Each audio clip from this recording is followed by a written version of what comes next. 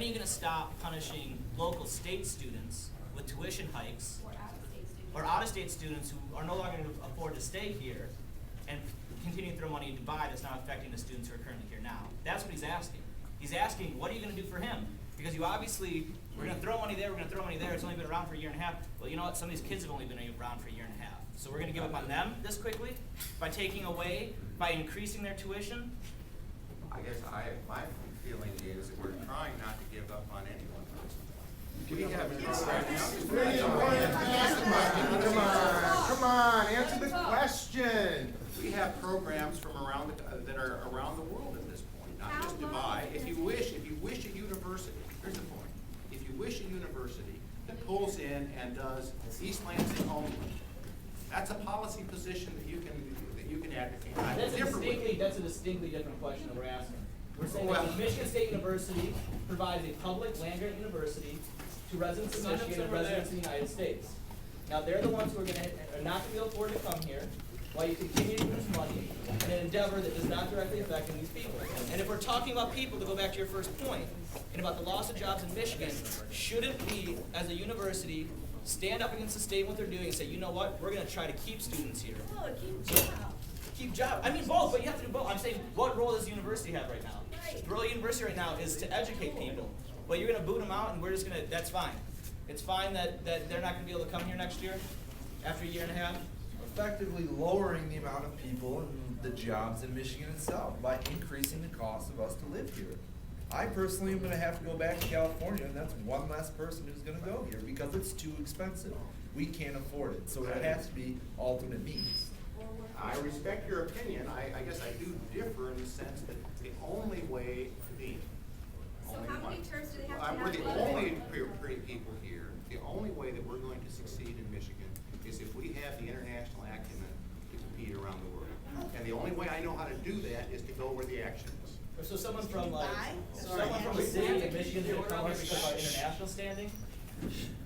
I'm sorry.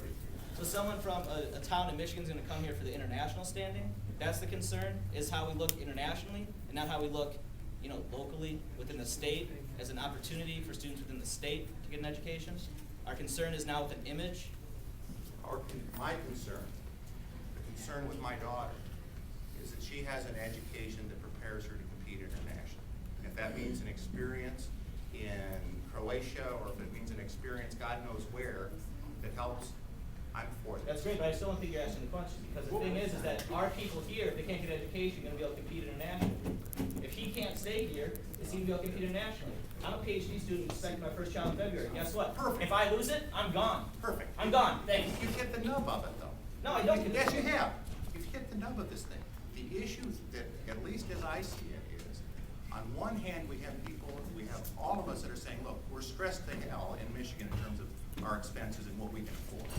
On the other hand, we're saying, okay, if we should contract this institution, whether it's internationally or however, you guys tell me, I don't know. If we contract this institution, are we going to be better off? Is your degree going to get you where you want to go? And that's the question. That's the fundamental thing. I spend more of my time trying to work out that. I don't get that question. Sorry, we have to go in the order of the questions. Like, we can't just have this dialogue between two people here. So we have Gabby next, and then the girl in the white hat.